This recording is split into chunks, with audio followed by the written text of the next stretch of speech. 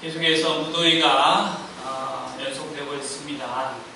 무더운 여름 날씨 가운데 힘을 내시고 주님이 더욱더 마음의 기쁨과 화평과 또 감사가 넘치도록 채워주실 줄로 믿습니다. 네. 오늘 말씀에 나오는 골로새 교회에 대한 이야기입니다.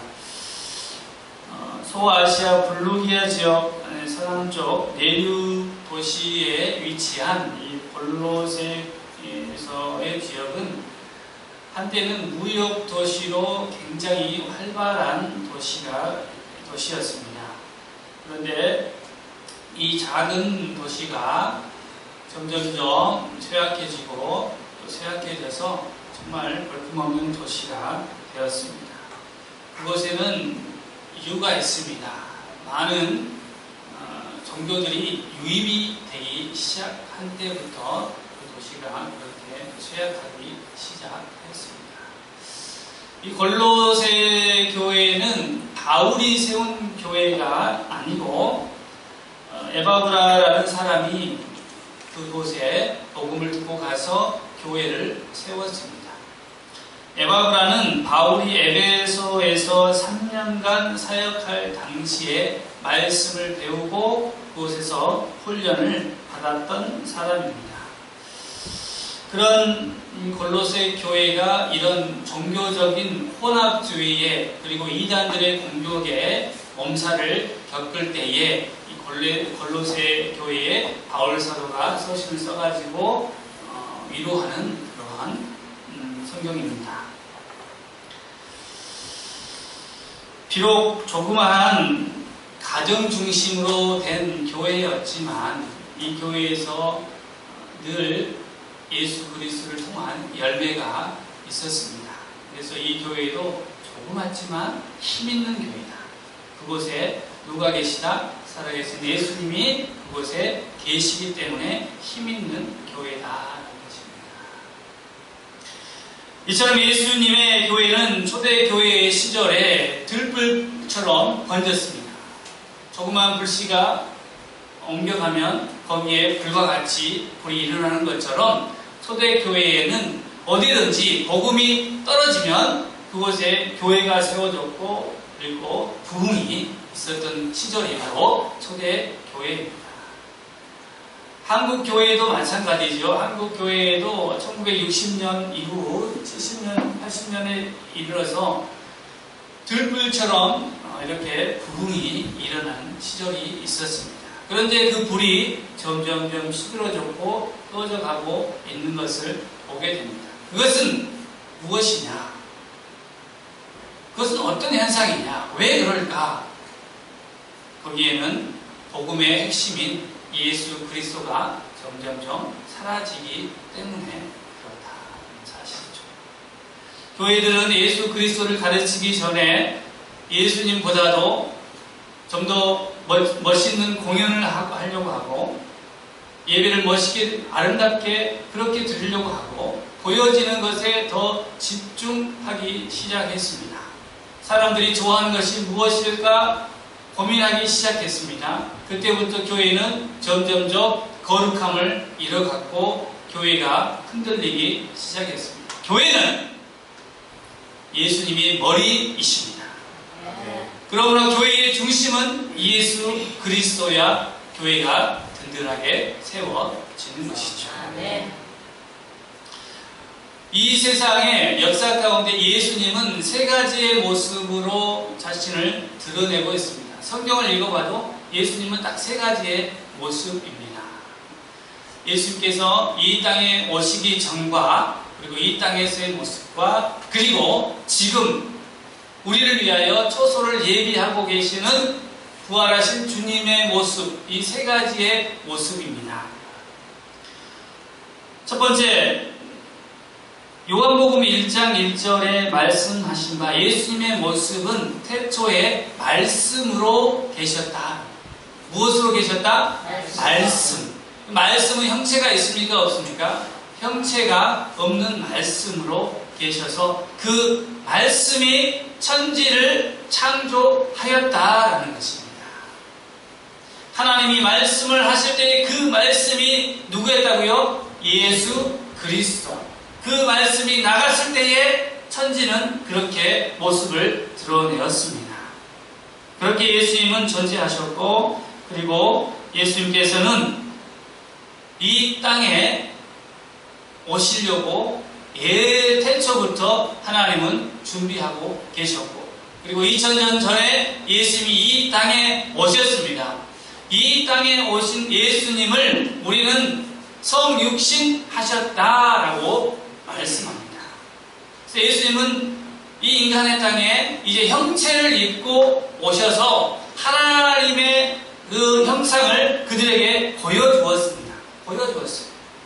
원래 하나님은 거룩한 빛입니다. 그래서 사단 마귀가 하나님께 가까이 갈 수 없고 죄 지은 자가 하나님 앞에 가까이 갈 수 없는 이유가 거기에 있는 것이죠. 거룩한 빛은 이 세상이 볼 수 없는 빛입니다. 이 세상이 그 거룩한 빛을 가까이 할 수가 없기 때문에 오직 그 빛에 가까이 계셨고 그와 함께 계셨던 예수 그리스도 그분만이 하나님을 온전하게 알고 하나님의 것들에 대해서 이 세상에 와서 제자들에게 가르치고 보여줬고 또 그들을 그렇게 파송한 것이죠. 본질적으로 우리와 같이 계실 수 없는 분이 바로 예수 그리스도이지만, 예수 그리스도는 하나님의 약속의 말씀에 근거하여서 이 땅에 들어오신 겁니다. 이 땅에 빛이 들어왔다라는 거예요. 그래서 요한복음 1장을 쭉 읽어보면 이 세상은 어둠이라는 것이죠. 어둠 가운데에 예수님이 들어오셨을 때에 어둠은 물러갔습니다.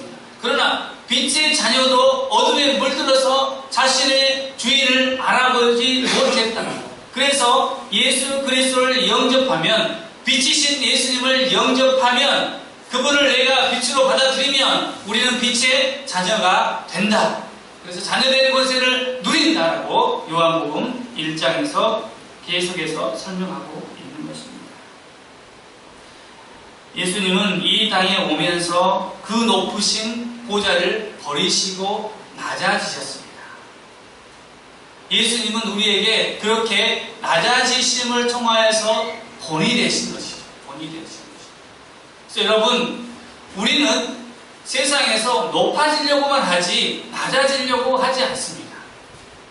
사랑하는 성도 여러분, 제가 예수님을 믿고 또 목회 생활을 쭉 하면서 성도들의 삶을 보면은 하나님께서 그를 쭉 높이시는 것이 아니라 먼저는 가장 낮은 곳으로 임하게 합니다.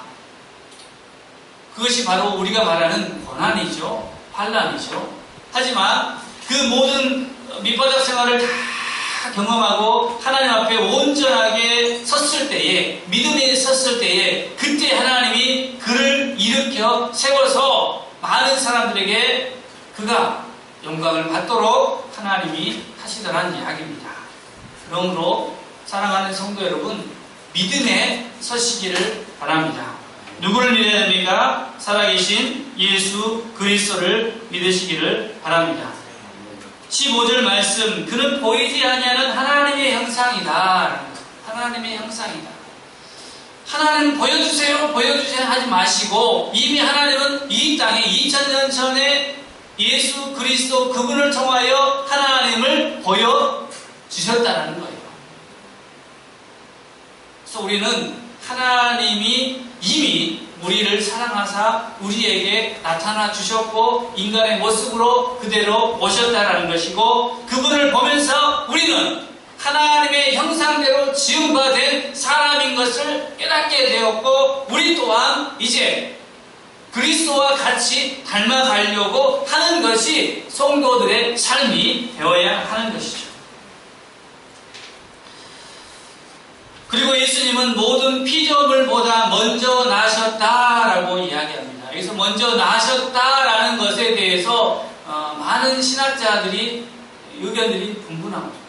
야, 여기 성경에 보니까 예수님이 나았다는 거예요. 나았다. 우리처럼 나았다라는 거예요.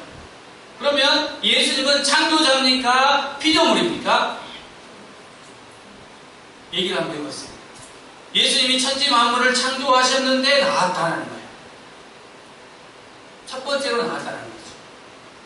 예수님을 우리가 하나님이라고 부를 수 있어요, 없어요? 여기 말씀에 엄청난 사람들이 죽었어. 에? 예수님이 나았다. 이 의미는, 본래의 의미는 무엇이냐면, 예수님이 이 땅에 오셔서 초태생이네, 초태생.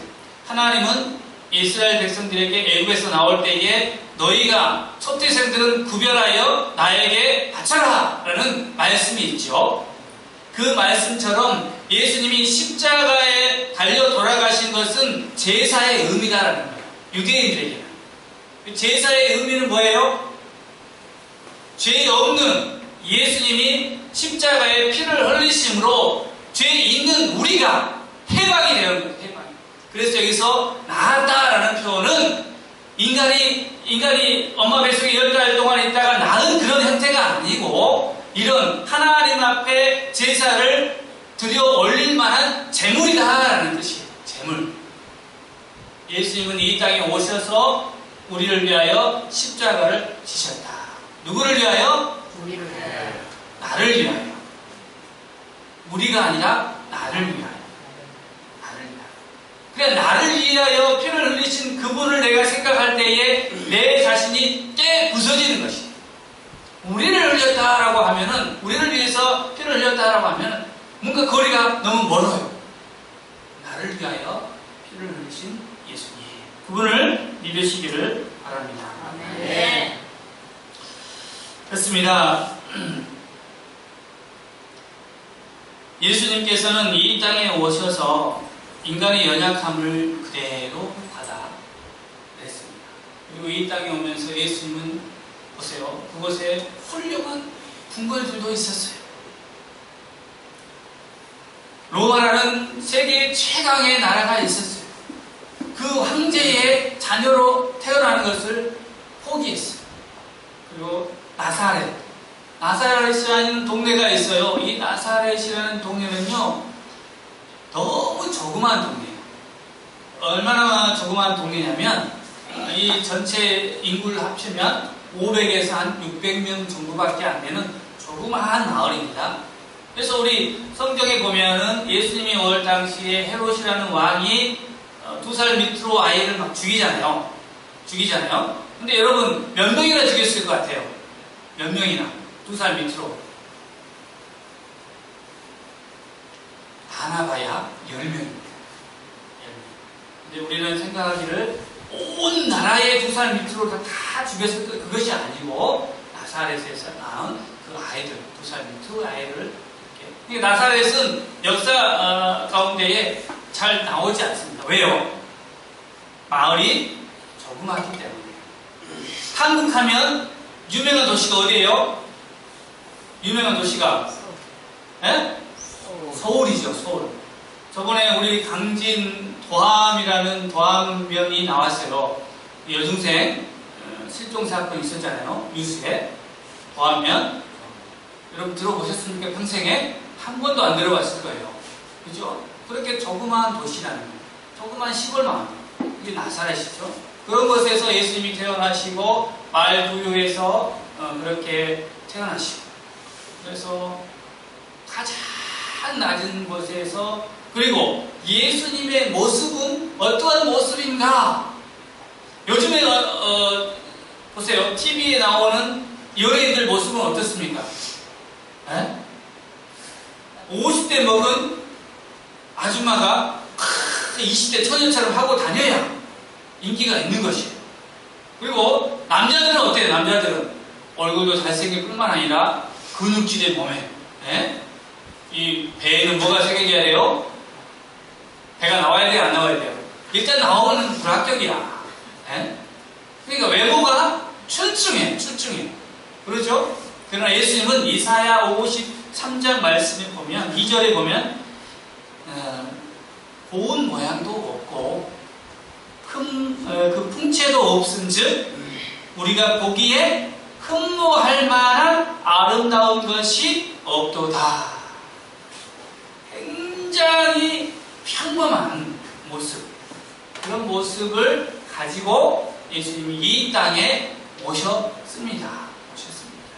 그래서 여러분, 만왕의 왕 되신 예수님께서 이 땅에 그러한 모습으로 오실 수 있는 것은 무엇일까? 예수님은 왜 그러한 것을 선택했으며 선택하실 수 있을까? 본질 자체가 변하지 않으니까 그렇게 할 수 있다라는 거예요. 뭐가 바뀌지 않을까? 본질. 예수님은 누구십니까? 하나님. 그 본질이 변하지 않으니까 우리가 보기에는 그분이 흠모할 만한 것이 없을지라도 이미 천군 천사들은 그분이 예수님, 살아계신 하나님이라는 것을 알고 그분을 수종드는 것이잖아요. 그러나 인간들은 그 예수님을 찾지를 않아. 언제 찾습니까? 예수님이 공생애를 시작하시면서 이제 많은 병자들의 병을 고쳐주실 때 예수님의 인기가 하늘로 미쳤었어요.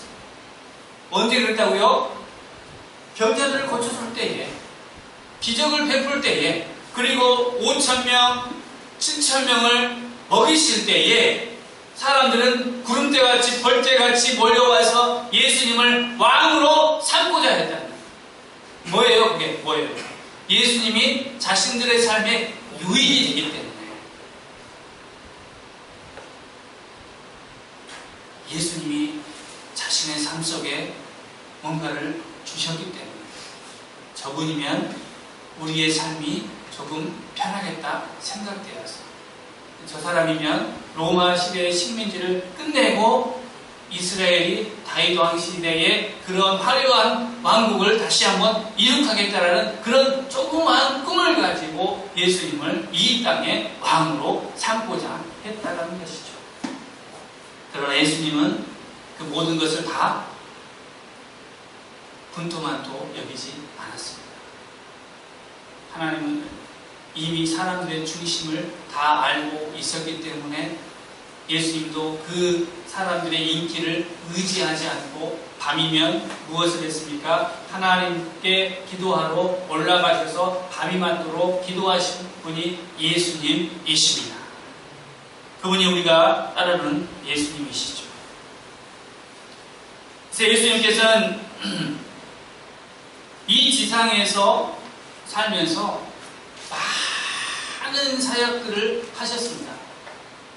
분주하고 바쁘고 쉴 틈이 없는 그분이 조금 전에 말했던 것처럼 밤이 되고 새벽이 되면 언제나 그랬냐듯이 늘 기도하시고 하나님 앞에 무릎 꿇으시고 그 일들을 감당하셨다는 것을 우리에게 가르쳐주고 있습니다.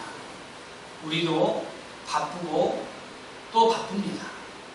힘들고 힘이 들어요. 하지만 예수님을 따르는 우리는 하나님 앞에 더 기도하고 무릎 꿇고 하나님 앞에 나아갈 때에 이 땅에서의 그 삶이 하나님이 원하시는 삶으로 이끌 수 있고 또 완성되어질 수가 있는 것입니다. 저는 개인적으로 제가 봐도 나는 구원받을 자격이 없는 사람입니다. 참 보면 사람이 옹졸하고 때로는 자기밖에 모르는 그러한 사람이에요. 남에 대해서는 신경도 쓰기 싫습니다. 사실 저는 구원받을 만한 자격이 하나도 없어요. 그저 지금도 그래요. 지금도 하나님, 차라리 저 혼자 하나님 잘 믿으면 안 됩니까? 그런 마음이 있어요. 그러나 주님께서는 그게 아니다. 네가 나의 사랑을 많이 받았던 것처럼, 그리고 네가 나에게 나의 사랑을 고백하는 것처럼 내 백성들도 너와 같이 그렇게 되기를 원한다. 네가 그 자리에 있었으면 좋겠다 라는 거죠. 나와 같은 사람도 하나님이 그렇게 사랑하시고 아끼고 아끼는데 여러분들은 얼마나 하나님이 아끼고 사랑하겠습니까? 여러분, 예수님을 따라가십시오. 그 길이 사역길입니다. 우리가 구원받을 자격이 없고 내가 봐도 나는 이렇게 날마다 죄를 범하는데 내가 어떻게 하나님 앞에서 부끄러워서 얼굴을 들 수 있겠느냐 라고 생각하지만 걱정하지 마십시오. 그런 마음을 하나님이 아시고 십자가에서 예수 그리스도께서 우리를 위하여 죽으셨다라는 것입니다. 내 의로 말미암아 구원받은 것이 절대 아닙니다. 우리가 구원받을 수 있는 유일한 이유는 예수님께서 우리를 위하여 피를 흘려 죽으셨기 때문에 우리가 구원받을 수 있다는 것입니다. 사랑하는 성도 여러분, 14절 말씀을 보시면요, 오늘 말씀이 아니라 그 앞절에 나옵니다. 그 아들 안에서 우리가 속량 곧 죄사함을 얻었다라고 기록하고 있습니다. 죄사함을 얻었다라는 거예요. 얻었다. 근데 얻는다라는 것은 어떤 의미가 있습니까? 얻는다. 여러분, 마트에 가서 물건을 얻을 때에 무엇을 하죠? 돈을 주고 대가를 주고. 도둑아니면 돈을 주시죠. 저는 카드 한 장이면 됩니다. 맞아요. 뭔가를 지불해야 돼요. 값을 지불해야 내가 얻을 수 있는 것입니다. 여러분, 직장에서 월급을 받고 무슨 돈을 받는 거예요? 그럴 때에 우리가 그냥 받습니까? 아니잖아요. 나의 힘과 노동의 대가를 통하여서 얻는 거예요. 그렇다면 이 말씀처럼 죄사함을 얻었다라는 것은 무엇이 필요합니까? 값을 줘야 됩니다. 값을 줘야 되는데 그 값이 우리가 구할 수 없는 값이잖아요. 그래서 예수님이 그 값을 대신해서 지불해 주었어요. 근데 한국에서는 잘 못 봤어요. 그런데 미국에서 마트에서 보면은요, 돈이 없어 쩔쩔맬 때에 뒤에 있는 탁 신사가 내가 낼 테니까 그냥 가져가세요. 멋진 사람들이 너무 많아요. 여러분, 나중에 마트에서 어떤 사람이 막 돈이 없어 전쟁하면은 여러분이 내가 계산할 테니까 가져가세요. 이렇게 한번 해보세요. 멋진 사람. 네? 예수 믿는 사람은 좀 멋지게 살아야 될 거 아닙니까? 네. 네?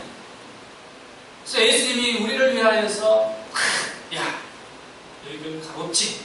다 줄게. 그런데 조건이 딱 하나 있어요. 죄사함을 얻을 수 있는 조건은 뭐냐면 예수님을 믿고 내 죄를 고백해야 돼요. 내 죄를 고백하지 않으면 죄사함을 얻을 수 없습니다. 그러니까 가만히 있는데 죄사함이 되는 것이 절대 아닙니다. 물건을 얻듯이 우리가 예수님이 미리 값을 지불했기 때문에 예수님이 나 대신에 지불했어요 라는 고백이 있어야 되는데 그 고백이 뭐냐? 바로 회개하는 거예요. 내 죄를 회개하는 거예요. 아시겠죠? 내 죄를 회개할 때에 죄사함이 얻어지고 그 죄사함이 얻어질 때에 성령이 내 마음을 감동시켜서 은혜가 넘치는 겁니다. 은혜가 넘쳐요. 그것이 바로 살아계신 주님이 우리를 위하여서 이 땅에서 베풀어 주신 은혜입니다. 그래서 구원받은 성도들은 이제 어떻게 되느냐? 부활하신 주님께서 우리를 위하여 초소를 예비하고 계신다라는 사실 또한 믿어야 해요. 사랑하는 성도 여러분, 이제 예수님께서는 하나님의 나라를 완성하기 위하여 지금까지 참으셨지만 이제는 예수님께서 다시 오시면 죄사함을 얻지 못한 사람은 지옥불에 떨어질 것이고 죄사함을 얻은 우리는 예수님과 영원한 그 초소에서 함께 안식하게 되었습니다.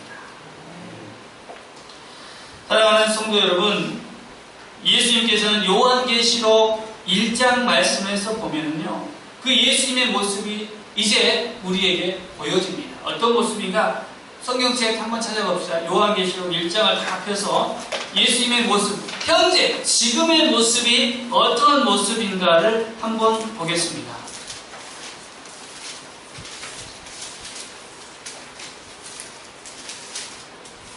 요한계시록 1장 13절로 16절.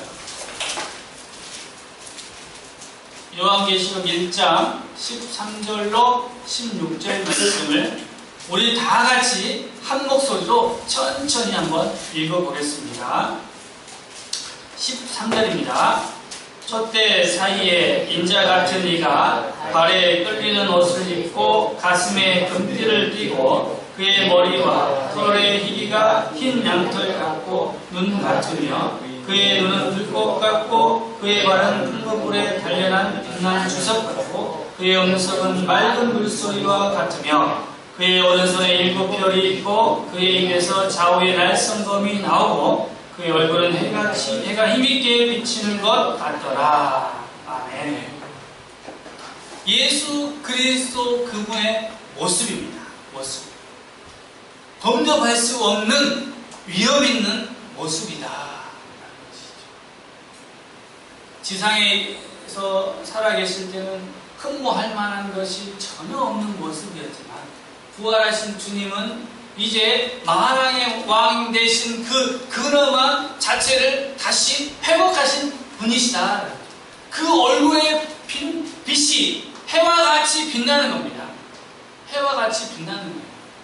그래서 작금의 수많은 사람들이 예수님을 경험한 수많은 사람, 바울에서부터 지금에 이르기까지 수많은 사람들이 예수님을 고백할 때에 해와 같이 빛나는 예수님을 만났다는 거예요. 빛이 그에게 찾아왔다.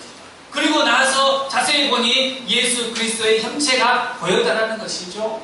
그분이 바로 우리가 흠모하는 예수 그리스도이십니다. 여러분, 예수님을 믿고 기다리시기 바랍니다. 네, 지금은 조금 힘이 들 수 있습니다. 마음에 정말 믿음이 흔들릴 때가 한두 번이 아니지만 살아계신 우리 주님께서 우리를 위하여 준비해 놓으신 그 초소를 기억하시고 하루하루 살면서 힘들 때마다 예수 그리스도를 외쳐보시기 바랍니다. 네. 예수님을 찾을 때에 그곳에 길이 있고 예수님을 찾을 때에 그곳에 소망이 있고 예수님을 찾을 때에 그곳에 생명이 있으며 예수님을 찾을 때에 우리가 표대를 향하여 걸어 나아갈 수 있게 되는 것입니다. 예수님은 우리가 이 세상에서 길 잃은 어린 양이 되는 것이 아니라 목자의 음성을 듣고 목자의 음성을 기억하고 주님을 따라가기를 주님은 원하십니다. 사랑하는 성도 여러분, 주님의 음성을 듣고 따라가시기를 바랍니다. 그곳에 영원한 쉼이 있고 그곳에 영원한 주님의 나라가 펼쳐져 있습니다. 우리가 가야 할 곳 그것을 향해서 오늘도 힘을 내서 나아가시기를 주님의 이름으로 축원합니다.